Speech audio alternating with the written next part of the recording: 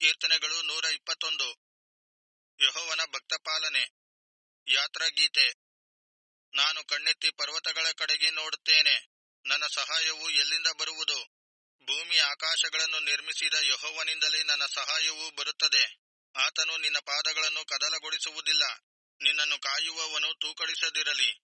ಇಗೋ, ಇಸ್ರಾಯೇಲರನ್ನು ಕಾಯುವಾತನು ತೂಕಡಿಸುವುದೂ ಇಲ್ಲ, ನಿದ್ರಿಸುವುದೂ ಇಲ್ಲ. ನಿನ್ನನ್ನು ಕಾಯುವವನು ಯೆಹೋವನೇ. ನಿನ್ನ ಬಲಗಡೆಯಲ್ಲಿ ನೆರಳಿನಂತೆ ನಿಂತಿರುವಾತನು ಯೆಹೋವನೇ. ಹಗಲಲ್ಲಿ ಸೂರ್ಯನೂ ಇರುಳಲ್ಲಿ ಚಂದ್ರನೂ ನಿನ್ನನ್ನು ಬಾಧಿಸುವುದಿಲ್ಲ. ಯೆಹೋವನು ನಿನ್ನನ್ನು ಎಲ್ಲ ಕೇಡಿನಿಂದ ತಪ್ಪಿಸುವನು. ನಿನ್ನ ಪ್ರಾಣವನ್ನು ಕಾಯುವನು. ನೀನು ಹೋಗುವಾಗಲೂ ಬರುವಾಗಲೂ ಈಗಿನಿಂದ ಸದಾಕಾಲವೂ ಯೆಹೋವನು ನಿನ್ನನ್ನು ಕಾಪಾಡುವನು.